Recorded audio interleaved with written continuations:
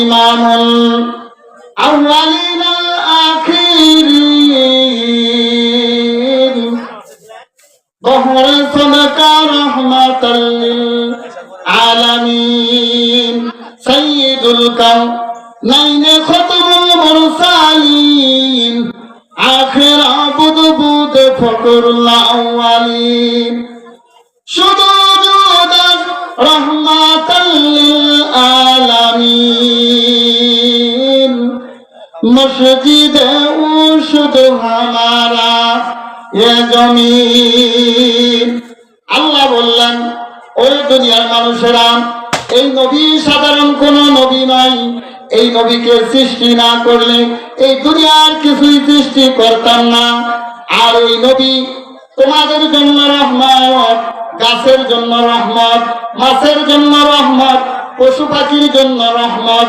আমি আল্লাহ ঘোষণা করে দিলাম, ওমা আরসালনাকা ইল্লা রাহমাতাল লিল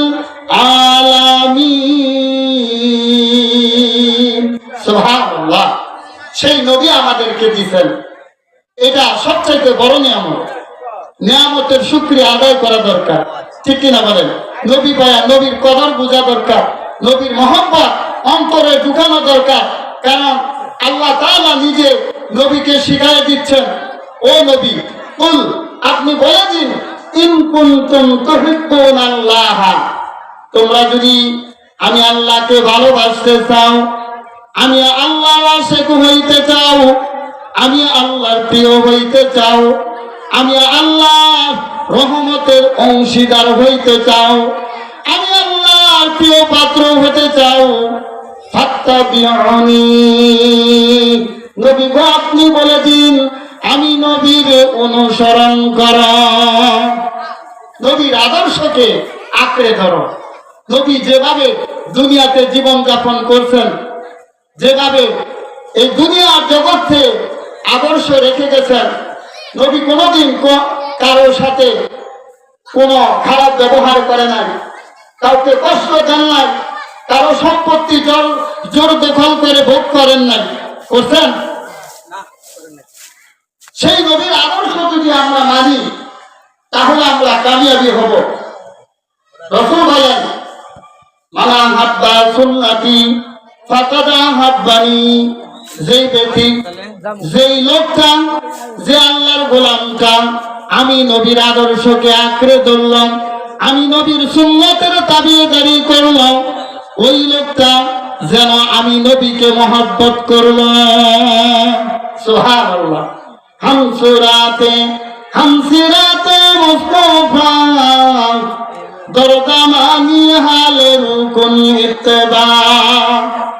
ইত্তেবায়ে সুন্নতে খায়রুল বাশার হিরে আজম তাবয়াবি আইবসার শরিয়ত হো তরিকত হো তামামি हकीकत में मोहम्मद की गुलामी।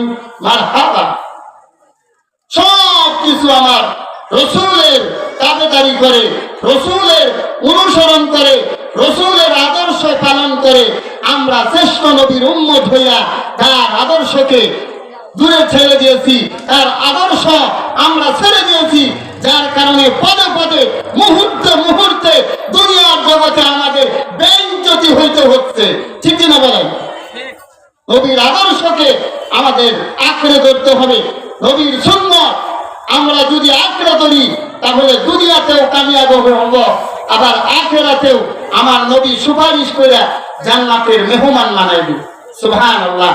রাসূল বলেন, মান আহাব্বা সুন্নতি, যে ব্যক্তি আমি নবীর সুন্নতকে মহব্বত করলো, ফাকাদ আহাব্বানি, সে যেন আমি নবীকে মহব্বত করলো, ওয়াকাদ আহাব্বানি, আর যে আমি নবীকে মহব্বত করলো, জানোনি তোমরা তাদের স্থান কোন জায়গার, তাদের বাসস্থান কোন জায়গায়, তাদের উচ্চ আসন কোন জায়গায়, খানা মারিফিল জান্নাহ। সুবহানাল্লাহ। তাদের জায়গা হবে জান্নাত, এমন একটা জান্নাত যাহার নিজ দিয়ে আল্লাহ তাআলা রহমতের নহরগুলা প্রবাহিত হইতেছে। বলতেছিলাম নবী আমাদের জন্য রহমত। দ্বিতীয়, আমরা সবচাইতে যে বড় বড় চারটা নিয়ামত বেশি পাইছি, এক নাম্বার নবীর উম্মত হয়েছি, নবী পাইছি, এক নাম্বার নবী পাইছি, দুই নাম্বার নবীর উম্মত হয়েছি, শ্রেষ্ঠ নবীর শ্রেষ্ঠ উম্মত হয়েছি, খাইরে উম্মত হয়েছি। সুবহানাল্লাহ, কত বড় মর্যাদা। তৃতীয় নাম্বার, আমরা পবিত্র কোরআন পেয়েছি, যে কোরআন এমন একটা কালাম, 104 খানা কিতাব আল্লাহ তাআলা বিভিন্ন নবী রাসূলের প্রতি নাযিল করেছেন। ওই 104 খানা কিতাবের মধ্যে সবচাইতে দামি কিতাব, সবচাইতে মর্যাদাবান কিতাব, সেই কিতাবটা, সেই গ্রন্থটা, সেই কালামটার নাম হলো কোরআন। সুবহানাল্লাহ, সেই কোরআন আমার আল্লাহ আমার নবীর উপর নাযিল করার মাধ্যমে আমাদেরকে হেদায়েতের জন্য পাঠাইছেন। সেই কোরআনটা আমরা নিয়ামত হিসেবে পাইছি। রাসূল বলেন, খায়রুকুম মান তাআল্লামাল কুরআনা ওয়া আল্লামা। ও দুনিয়ার মানুষেরা, তোমরা জেনে নাও, তোমরা শুনে নাও, এটা সাধারণ কোনো কিতাব নয়, এটা সাধারণ কোনো কালাম নয়, এটা সাধারণ কোনো গ্রন্থ নয়। দুনিয়ার জগতের মধ্যে যারা এই কালামটা শিখবে, এই কালাম পড়বে এবং পড়াবে, শিখবে এবং শিখাবে, দুনো ব্যক্তি এই দুনিয়ার জগতের মধ্যে সবচাইতে দামি। তাআলা নিয়ামত দান করলেন রমজানুল মুবারক।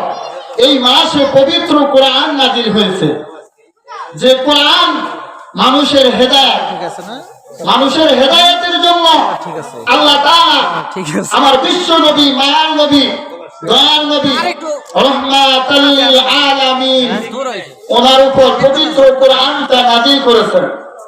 কি নাযিল করেছেন? পবিত্র কোরআন। সেই পবিত্র কোরআনে আল্লাহ বলেন, জালিকাল কিতাবু লা রাইবা ফীহি। এটা এমন একটা কিতাব যার মধ্যে কোন রকম সন্দেহের অবকাশ নাই। হুদাল লিল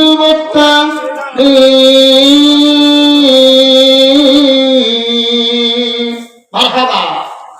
এটা এমন একটা কিতাব যার মধ্যে কোন রকম সন্দেহের অবকাশ নাই। আর এই কিতাবটা, এই কোরআনটাই হলো মুমিন, মুত্তাকিন, পরহেজগার, ঈমানদারের জন্য পথ প্রদর্শক। এই রমজানুল মুবারকে পবিত্র কোরআন নাযিল হয়। আর রমজানুল মুবারকে এমন একটা রজনী আমাদেরকে আল্লাহ তাআলা দান করলেন, লাইলাতুল কদর। এটা 1000 মাস হইতে উত্তম। সুবহানাল্লাহ, 1000 মাস ইবাদত করলে যে বরকত, আল্লাহ তাআলা রমজানুল মুবারকে এমন একটা রজনী আমাদের জন্য নিয়ামত দান করলেন যে 1000 মাস হইতে উত্তম। অন্যান্য নবী রাসূলের উম্মতদেরকে আল্লাহ নিয়ামত, যে নিয়ামত দান করছেন, তার চাইতে সবচাইতে আমাদেরকে 4টা নিয়ামত বেশি দান করছেন। সুবহানাল্লাহ বলেন। 4টা নিয়ামত হলো, 1 নাম্বার, আমাদেরকে শ্রেষ্ঠ নবী দান করছেন, আমাদেরকে শ্রেষ্ঠ নবী দান করছেন। এমন একটা নবীর উম্মত বানাইছেন যে নবী সৃষ্টি না হইলে এই দুনিয়া কোনো কিছুই সৃষ্টি হইতো না। ইমামুল আউয়ালিন আল আখিরিন, বহরে সদকা রাহমাতাল লিল আলামিন, সাইয়্যিদুল কাউনাইন খাতামুল মুরসালিন, আখির আবুদ বুদ ফকরুল আউয়ালিন, সুজুদার রাহমাতাল লিল আলামিন, মসজিদে উশুদ হামারা ইয়ে জমিন। আল্লাহ বললেন, ওই দুনিয়ার মানুষেরা, এই নবী সাধারণ কোন নবী নয়, এই নবীকে সৃষ্টি না করলে এই দুনিয়ার কিছুই সৃষ্টি করতাম না। আর এই নবী তোমাদের জন্য রহমত, গাছের জন্য রহমত, মাছের জন্য রহমত, পশু পাখির জন্য রহমত। আমি আল্লাহ ঘোষণা করে দিলাম, ওমা আরসালনাকা ইল্লা রাহমাতাল লিল আলামিন। সুবহানাল্লাহ। সেই নবী আমাদেরকে দিয়েছেন, এটা সবচাইতে বড় নিয়ামত। নিয়ামতের শুকরিয়া আদায় করা দরকার, ঠিক কিনা বলেন? নবী পায়া নবীর কদর বোঝা দরকার, নবীর মহব্বত অন্তরে ঢুকানো দরকার।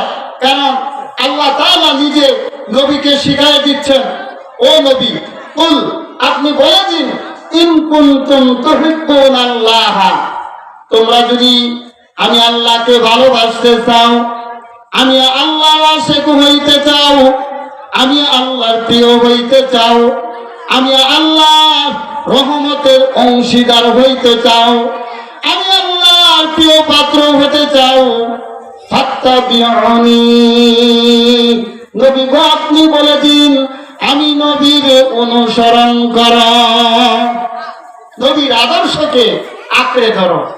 নবী যেভাবে দুনিয়াতে জীবন যাপন করছেন, যেভাবে এই দুনিয়ার জগতে আদর্শ রেখে গেছেন, নবী কোনোদিন কারোর সাথে কোনো খারাপ ব্যবহার করে নাই, কাউকে কষ্ট দেন নাই, কারো সম্পত্তি জোর দখল করে ভোগ করেন নাই, করছেন? সেই নবীর আদর্শ যদি আমরা মানি তাহলে আমরা কামিয়াবি হব।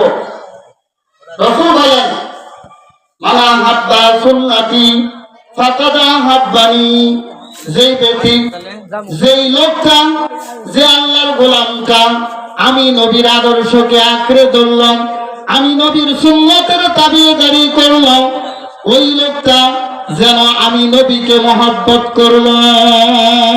সুবহানাল্লাহ।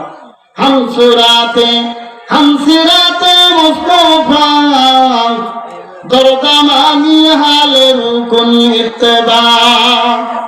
ইত্তেবায়ে সুন্নতে খায়রুল বাশার হিরে আজম তাবয়াবি আইবসার শরিয়ত হো তরিকত হো তামামি হাকিকত মে মুহাম্মদ কি গোলামি। মারহাবা। সব কিছু আমার রসূলের তাবেদারি করে, রসূলের অনুসরণ করে, রসূলের আদর্শ পালন করে আমরা শ্রেষ্ঠ নবীর উম্মত হইয়া তার আদর্শকে দূরে ছেড়ে দিয়েছি, তার আদর্শ আমরা ছেড়ে দিয়েছি, যার কারণে পদে পদে মুহূর্তে মুহূর্তে দুনিয়ার জগতে আমাদের বেইজ্জতি হইতে হচ্ছে, ঠিক না বলেন? নবীর আদর্শকে আমাদের আঁকড়ে ধরতে হবে। নবীর সুন্নাত আমরা যদি আঁকড়ে ধরি তাহলে দুনিয়াতেও কামিয়াব হব, আবার আখিরাতেও আমার নবী সুপারিশ করে জান্নাতের মেহমান বানাইবে। সুবহানাল্লাহ। রাসূল বলেন, মান আহাব্বা সুন্নতি, যে ব্যক্তি আমি নবীর সুন্নতকে মহব্বত করলো, ফাকাদ আহাব্বানি, সে যেন আমি নবীকে মহব্বত করলো, ওয়াকাদ আহাব্বানি, আর যে আমি নবীকে মহব্বত করলো, জানোনি তোমরা তাদের স্থান কোন জায়গার, তাদের বাসস্থান কোন জায়গায়, তাদের উচ্চ আসন কোন জায়গায়, খানা মারি ফিল জান্নাহ। সুবহানাল্লাহ। তাদের জায়গা হবে জান্নাত, এমন একটা জান্নাত যাহার নিচ দিয়ে আল্লাহ তাআলা রহমতের নহরগুলা প্রবাহিত হইতেছে। বলতেছিলাম নবী আমাদের জন্য রহমত। দ্বিতীয়, আমরা সবচাইতে যে বড় বড় চারটা নিয়ামত বেশি পাইছি, এক নাম্বার নবীর উম্মত হইছি, নবী পাইছি, এক নাম্বার নবী পাইছি, দুই নাম্বার নবীর উম্মত হইছি, শ্রেষ্ঠ নবীর শ্রেষ্ঠ উম্মত হইছি, খাইরে উম্মত হইছি। সুবহানাল্লাহ। কত বড় মর্যাদা। তৃতীয় নাম্বার, আমরা পবিত্র কোরআন পেয়েছি, যে কোরআন এমন একটা কালাম, 104 খানা কিতাব আল্লাহ তাআলা বিভিন্ন নবী রাসূলের প্রতি নাযিল করেছেন। ওই 104খানা কিতাবের মধ্যে সবচাইতে দামি কিতাব, সবচাইতে মর্যাদাবান কিতাব, সেই কিতাবটা, সেই গ্রন্থটা, সেই কালামটার নাম হলো কোরআন। সুবহানাল্লাহ। সেই কোরআন আমার আল্লাহ আমার নবীর উপর নাজিল করার মাধ্যমে আমাদেরকে হেদায়েতের জন্য পাঠাইছেন। সেই কোরআনটা আমরা নিয়ামত হিসেবে পাইছি। রাসূল বলেন, খায়রুকুম মান তাআল্লামাল কুরআনা ওয়া আল্লামা। ও দুনিয়ার মানুষেরা, তোমরা জেনে নাও, তোমরা শুনে নাও, এটা সাধারণ কোনো কিতাব নয়, এটা সাধারণ কোনো কালাম নয়, এটা সাধারণ কোনো গ্রন্থ নয়। দুনিয়ার জগতের মধ্যে যারা এই কালামটা শিখবে, এই কালাম পড়বে এবং পড়াবে, শিখবে এবং শিখাবে, দুনো ব্যক্তি এই দুনিয়ার জগতের মধ্যে সবচাইতে দামি। দুনিয়ার মধ্যে যত মানুষ আছে, যত সম্মানিত লোক আছে, আল্লাহ বলেন নাই যে MBBS ডাক্তার, BCS ডাক্তার এরা সবচাইতে সম্মানী লোক? উকিল, মুক্তার, ব্যারিস্টার, জজ, প্রধানমন্ত্রী, রাষ্ট্রপতি, যত পর্যায়ের লোক আছে সমস্ত লোককে আল্লাহ তাআলা বলেন না যে এরা সবচাইতে দামি। আল্লাহ বলছেন রাসূলের মাধ্যমে, হে রাসূল আপনি বলে দিন, দুনিয়াবাসীকে জানাই দিন, যারা এই কোরআনটা শিক্ষা করবে এবং শিক্ষা দিবে তারাই হলো দুনিয়ার বুকে সবচাইতে দামি লোক। সুবহানাল্লাহ। সেই কোরআন যারা শিখে, আলেম ওলামারা, কোরআনের হাফেজ যারা, তাদেরকে আমরা অবজ্ঞা করি, অবহেলা করি, তাদেরকে মর্যাদা দেই না। রাসূল বলেন, আল উলামা ওয়ারাসাতুল আম্বিয়া। এই দুনিয়া জগতে যারা আলেম, কোরআনের ইলম যারা শিখে, কোরআনের ইলম যারা পড়ে, কোরআনকে যারা বুকে ধারণ করে, কোরআনকে যারা মহব্বত করে, কোরআনের কথায় যারা কথা বলে, ওই লোকগুলা হইল উলামা। যাদের অন্তরের মধ্যে আমি আল্লাহর ভয় আছে, কবরের ভয় আছে, জাহান্নামের ভয় আছে, কাল কিয়ামতের ময়দানে, হাসরের ময়দানের ভয় আছে, এই ভয় যারা অন্তরে ঢুকাইয়া আমি আল্লাহর কোরআনকে যারা মহব্বত করলো, ভালোবাসলো, আমি আল্লাহ পাক রব্বুল আলামিন দুনিয়ার জগতের মধ্যে তাদেরকে সম্মানী বানায়া দিলাম। দুনিয়াতে তো সম্মান দিলই, আবার আখিরাতের ময়দানে তাদের সম্মান থাকবে। তারা যদি কোনো ক্রমে ভুল করেও থাকে, তাদের বিচার হবে পর্দার আড়ালে। কি আমরা শুনি না, আলেমদের বিচার হবে পর্দার আড়ালে। আল্লাহ তাআলা কত দয়াবান, মেহেরবান, সেই আলেমদেরকে আমরা মহব্বত করি না, ভালোবাসি না। রাসূল বলেন, কুন্না আলিমান আও মুতাআল্লিমান আও মুহিব্বান আও মুঈনান। রাসূল বলেন যে তোমরা আলেম হও অথবা তালেবে ইলম হও। আলেম যদি না হইতে পারো, আলেমের ছাত্র হয়ে যাও। আর যদি আলেমও হইতে পারলা না, আলেমের ছাত্র হইতে পারলা না, তালেবে ইলম হইতে পারলা না, তাহলে তাদেরকে মহব্বত করো, মহব্বতকারী হয়ে যাও। মহব্বত করতে হবে, আমাদেরকে ভালোবাসতে হবে, তাদের সাহায্য সহযোগিতা এগিয়ে আসতে হবে, তাদের খেদমত করো, তাদেরকে তোমরা কিছু দাও যাতে তারা সুন্দরভাবে কোরআনের ইলম শিখতে পারে। তোমার রিজিক থেকে, তোমার টাকা পয়সা থেকে কিছু সাহায্য সহযোগিতা তাদের করো। কিন্তু আমরা দেখা যাচ্ছে যে আলেমদের পছন্দ করি না। বাবারে, কাল কিয়ামতের ময়দানে বুঝ আসবে যে আলেমরাই হলো দুনিয়ার জগতের মধ্যে সবচাইতে দামি লোক। কারণ ওই আলেমদের ছাড়া আমরা জান্নাতে যাইতে পারবো না। ঠিক কিনা বলেন? যে কথা বলতেছিলাম, আমাদের চারটা নিয়ামত আল্লাহ তাআলা সবচাইতে বেশি দিয়েছেন। 3 নাম্বার হলো কোরআন, যে কোরআনটা পড়ে কারা আলেমেরা, কোরআনের হাফেজরা, তালেবে এলেমেরা রাতের গভীরে উইটা দেখবেন তালেবে এলেমেরা কোরআন শরীফ তিলাওয়াত করে। ওই তালেবে এলেম আপনার বাবা মার কবরের পাশে দাঁড়ায় যদি আল্লাহ পাকের কালাম থেকে তিলাওয়াত করিয়া আল্লাহর কাছে হাত উঠায়, আল্লাহ বলে বান্দারে জেনেরা যে তালেবে এলেম রাতের গভীরে উইটা আমি আল্লাহর কোরআনটা তিলাওয়াত করলো, তুমি ওই তালেবে এলেমকে মহব্বত করিয়া তোমার বাবার কবরের পাশে নিয়া কিছু তিলাওয়াত করাইয়া তুমি তার সাথে হাত উঠাইয়া আমি আল্লাহর কাছে হাত বাড়াইলা। তুমি যদিও কিছু জানো না, কিন্তু ওই তালেবে এলেমের সাথে হাত উঠানোর কারণে তুমি সন্তান বাবা মার কবরের পাশে দাঁড়াইছ। এইটাই সবচাইতে নিয়ামত, সবচাইতে বড় নিয়ামত তোমার বাবা মার জন্য। কারণ সন্তান যদি বাবা মার কবরের পাশে দাঁড়াইয়া আল্লাহ তাআলার কাছে, আমার আল্লাহ পাক রব্বুল ইজ্জতের কাছে বলেন রব্বি রহমহুমা কামা রাব্বায়ানি সগীরা, আল্লাহ গো আমার বাবা মা দুনিয়ার জগতে যেভাবে ছোটবেলায় আমাকে লালন পালন করছে, তুমি তো শিখাই দিছ কোরআনের মধ্যে যে গোলাম তোমার বাবা মার জন্য দোয়া করো। এই দোয়া পড়েই তোমার কাছে হাত উঠাইছি, আর তো কিছুই জানি না গো আল্লাহ, আমার বাবা মার কবরের আযাবকে তুমি মাফ করিয়া দাও।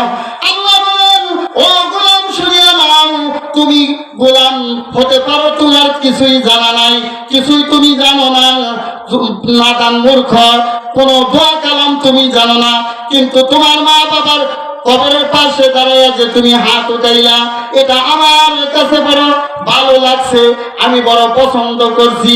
সন্তানের দোয়া আল্লাহ ফেরত দিতে পারে না, বাবা মার জন্য হাত উঠাইছ, আমি তোমার হাতের উসিলা করিয়া তোমার বাবা মার জীবনের গুনাহ মাফ করে দিলাম।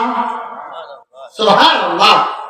আমরা সন্তানেরা টাকা পয়সা ধন সম্পত্তি ভোগ করতেছি, জায়গা সম্পত্তি ভোগ করতেছি, কিন্তু বাবা মার জন্য একটু দোয়া করব, এটাও আমাদের নসিব হয় না। 4 নাম্বার নিয়ামত, এমন একটা রজনী দান করলেন আল্লাহ তাআলা যাকে লাইলাতুল কদর বলা হয়। লাইলাতুল কদর 1000 মাস হইতে উত্তম। সুবহানাল্লাহ। আল্লাহ নিজেই কোরআনের মধ্যে বয়ান করতেছেন যে দুনিয়ার মানুষ তোমরা জেনে নাও, ইন্না আনজালনাহু ফি লাইলাতিল কদর। এই যে কোরআনের আলোচনা করলাম, এই কোরআনটা আল্লাহ বলেন ওই লাইলাতুল কদরের রজনীতে নাযিল করেছেন। সুবহানাল্লাহ। আল্লাহ বলেন নিশ্চয় আমি কোরআনটা লাইলাতুল কদরের রজনীতে নাযিল করেছি। সুবহানাল্লাহ। আবার আল্লাহ আমাদেরকে উদ্দেশ্য করে বললেন ও দুনিয়ার মানুষ, আমি তো বললাম লাইলাতুল কদরে কোরআন নাযিল করছি, কিন্তু তোমরা কি জানোনি লাইলাতুল কদর কি? ইন্না আনজালনাহু ফি লাইলাতিল কদর। লাইলাতুল কদর, লাইলাতুল কদরের রজনীতে আমি কোরআন নাযিল করছি। ওমা আদরাকা মা লাইলাতুল কদর, তোমরা কি জানো লাইলাতুল কদর কি? আল্লাহ প্রশ্ন করলেন, আবার আল্লাহ উত্তর দিয়ে দিলেন লাইলাতুল কদরি খায়রুম মিন আলফি শাহরিন। সুবহানাল্লাহ। লাইলাতুল কদর এমন একটা রজনী যে রজনীটা 1000 মাসের চেয়ে উত্তম। শাহরুন মানে মাস। আল্লাহ তাআলা কত সুন্দর করে বর্ণনা করছেন। আমরা কোরআনের ভাষা বুঝি না, কোরআন শিখি না, কোরআন মহব্বত করি না। কোরআনের দিকে তাকাইলেও সওয়াব, কোরআন পড়লেও সওয়াব, কোরআন দেখলেও সওয়াব।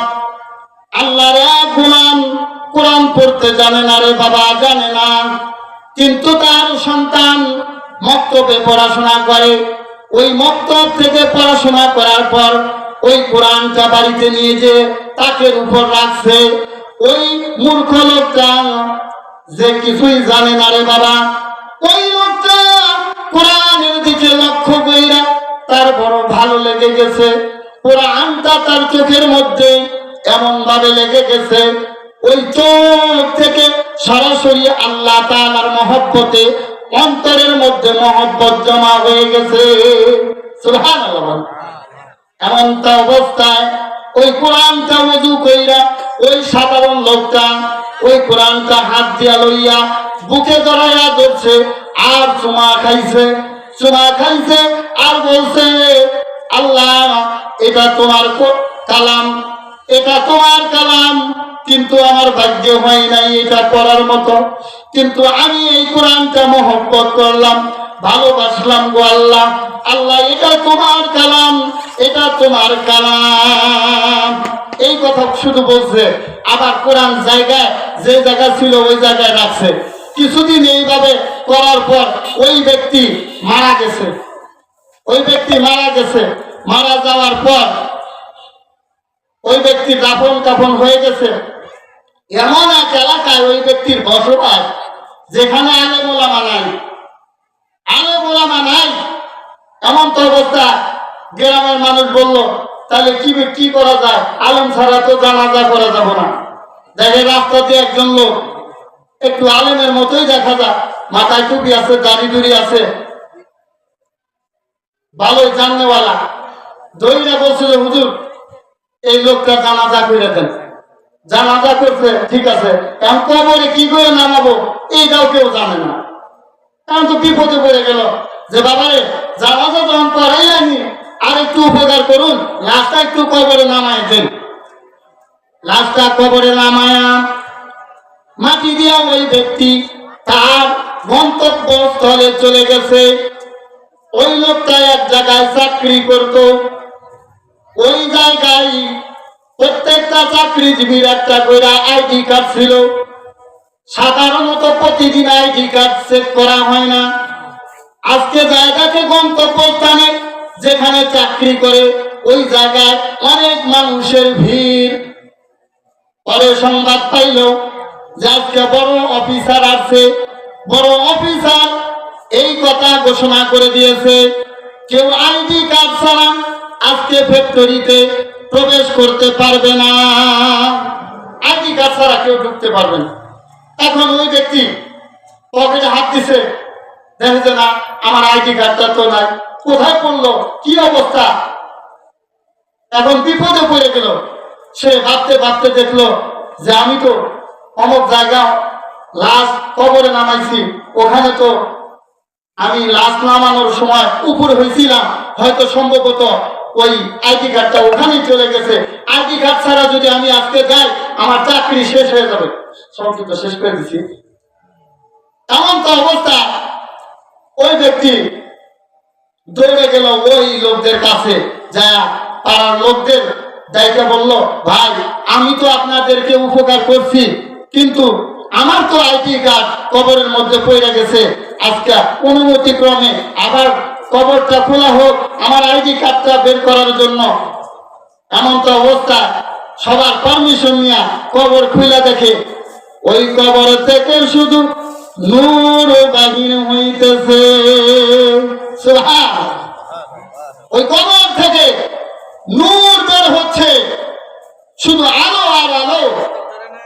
পরে সংবাদ পাইল, ব্যাপার কি, এই লোকটা তো কোনোদিন নামাজ পড়ে নাই, রোজা করে নাই, পর্দা করে নাই, তেমন একটা ভালো আমল করেন নাই, কি কারণে এই এর কবরটা এত আলোকিত। পরে খোঁজ নিয়ে দেখলো তার একটা ছেলে মক্তবে পড়াশোনা করত, কোরআন পড়তো, প্রতিদিন কোরআন পড়ার পর যেখানে ওখানে তাকের উপর কোরআনটা রেখে দিত। ওই সাধারণ লোকটা ওই কোরআনটা হাতে জড়াইয়া চুমু খাইয়া বারবার বলতো, এটা আল্লাহ পাকের কালাম, এটা আল্লাহ পাকের কালাম, এটা আল্লাহ পাকের কালাম। এই কথা বলার কারণে আল্লাহ তাআলা তার জীবনের গুনাহগুলো মাফ কইরা জান্নাতের মেহমান বানায় দিছে। তাহলে আমরা যদি কোরআনকে ভালোবাসি, কোরআন পড়নেওয়ালাকে যদি ভালোবাসি, আল্লাহ তাআলা আমাদের নাজাতের জরিয়া করবেন। আজকে কোরআনের বাগান সাজানো হয়েছে, জালিসুর রহমান বেহেশতের বাগান সাজানো হয়েছে। এলাকার ভাইরা, যুবক ভাইরা, আমার বাবাজিরা, মুরব্বী যারা আছেন, সাধারণত আপনারা কোরআন হাদিসের আলোচনা শুনতে সুযোগ পান না, আজকে সুযোগ করা হয়েছে। এই নিয়ামতটা, নিয়ামতের শুকরিয়া আদায় করেন। আল্লাহ হতে পারে